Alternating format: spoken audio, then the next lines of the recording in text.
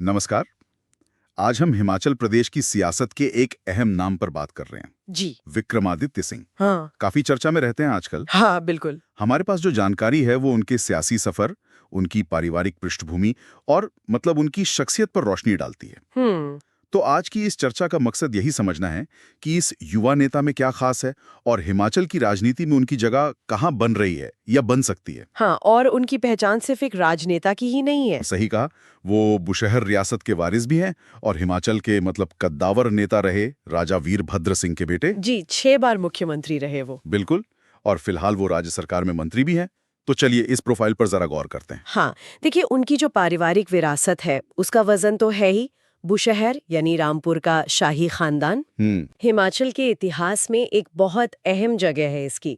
पिता स्वर्गीय राजा वीरभद्र सिंह, जैसा आपने कहा, 6 बार मुख्यमंत्री, कांग्रेस के एक तरह से स्तंभ थी वो। हाँ। और माँ प्रतिभा सिंह, वो अभी मंडी से सांसद हैं। हाँ, मौजूदा सांसद। तो ये सिर्फ नाम नहीं है, ये तो पूरा एक राजनीतिक इकोसिस्टम है। बिल्कुल सही कहा आपने, एक पूरा इकोसिस्टम जिसका असर उनकी यात्रा पर साफ दिखता है। लेकिन ये विरासत ये एक तरह से दोधारी तलवार भी तो हो सकती है ना। एक तरफ तो मजबूत आधार मिलता है हाँ, बिल्कुल। और दूसरी तरफ वो लगातार तुलना का दबाव भी रहता होगा। रहता ही है। खैर, उनके अपने राजनीतिक सफर की अगर बात करें तो उसकी शुरुआत कैसे हुई? तो देखिए, औपचारिक शुरुआत जो मानी जाती है वो 2013 में हुई, जब उन्हें हिमाचल प्रदेश युवा कांग्रेस का अध्यक्ष बनाया गया। अच्छा, युवा कांग्रेस से? हाँ, वो एक तरह का लॉन्च पैड था उनके लिए।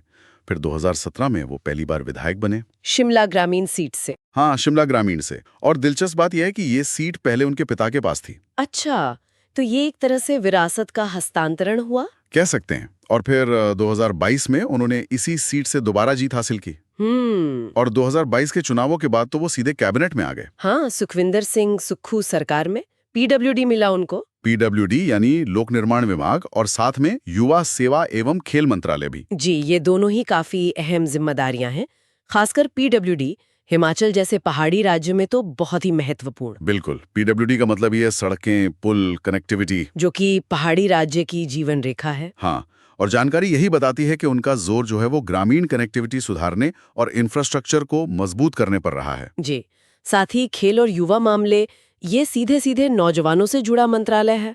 और शायद उनका एक प्रमुख वोट बैंक भी हो सकता है। उनका प्रयास पारदर्शी शासन पर भी बताया गया है, जो पीडब्ल्यूडी जैसे विभाग में आप जानते हैं हमेशा एक चुनौती रहती है। हाँ, ये तो है। तो एक तरफ ये सियासी जिम्मेदारियां, दूसरी तरफ उनकी अपनी शख्सियत। उनकी पढ़ाई लिखाई के बारे में क्या जानकारी मिलती है? दिल्ली यूनिवर्सिटी से इतिहास में स्नातक। हाँ, हिस्ट्री ऑनर्स। और फिर यूके से भी उन्होंने आगे की पढ़ाई की है। तो इतिहास का छात्र पीडब्ल्यूडी संभाल रहा है। ये कैसे देखते हैं आप? देखिए, ये शायद दिखाता है कि उनका नजरिया सिर्फ तकनीकी नहीं है, बल्कि एक व्यापक सामाजिक राजनीतिक समझ वाला भी हो सकता है। सोर्सेस बताते हैं कि उनका व्यक्तित्व करिश्माई है। वो अपनी बात काफी खुलकर रखते हैं। अच्छा। उनमें वो शाही पृष्ठभूमि वाली नजाकत और आज की राजनीति के जो तेवर हैं, दोनों का एक मिश्रण सा दिखता है। मतलब एक संतुलन साधने की कोशिश। हाँ, कह सकते हैं। वो आधुनिक राजनीतिक तरीके जैसे सोशल मीडिया का इस्तेमाल है और जो पारंपरिक मूल्य हैं उनके बीच एक बैलेंस बनाने की कोशिश करते नजर आते हैं। सोशल मीडिया पर सक्रियता तो खैर आजकल जरूरी भी हो गई है। बहुत ज्यादा। तो उनकी सार्वजनिक छवि कैसी बन रही है? क्या लोग उन्हें सिर्फ राजा साहब के बेटे के तौर पर ही देखते हैं या वो अपनी कोई अलग पहचान भी बना पा रहे हैं? देखिए, पिता के जो वफादार रहे हैं उनका एक बड़ा समूह तो स्वाभाविक रूप से उनके साथ है ही। हाँ, वो तो होगा। उन्हें हिमाचल कांग्रेस में एक युवा, एक ऊर्जावान चेहरे के तौर पर पेश किया जाता है, भविष्य के नेता के तौर पर। लेकिन ये भी सच है कि उन्हें लगातार अपनी काबिलियत साबित करनी पड़ती है। वो विकास के काम और जनसंपर्क को सोशल मीडिया पर काफी दिखाते भी हैं।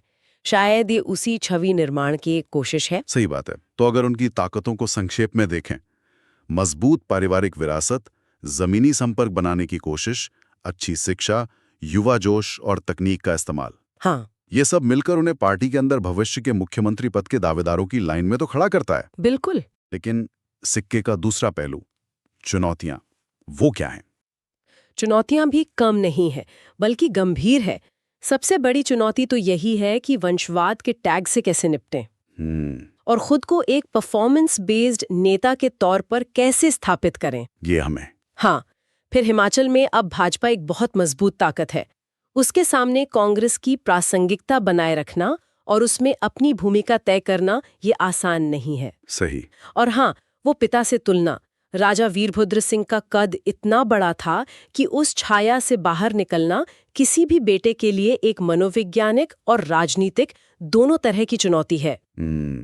शायद पीडब्ल्यूडी में उनका काम एक तरह से पहला लिटमस टेस्ट है इस संतुलन को साधने का। कह सकते हैं, बिल्कुल। तो कुल मिलाकर निष्कर्ष ये निकलता है कि विक्रमादित्य सिंह हिमाचल की राजनीति में एक अहम मोड़ पर खड़े हैं।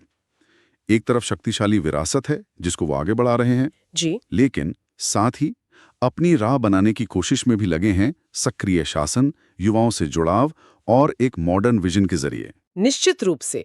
और उनका प्रदर्शन ही ये तय करेगा कि वो इस विरासत को बोझ बनने देते हैं या उसे अपनी ताकत बनाकर राज्य की राजनीति को कोई नई दिशा देते हैं। अगर वो ये जो मौजूदा चुनौतियां हैं उनका सामना करते हुए परिणाम दे पाते हैं तो हिमाचल के राजनीतिक भविष्य में उनकी भूमिका काफी अहम हो सकती है। यहीं पर एक गहरा सवाल मन में आता है और शायद सुनने वालों के मन में भी आए।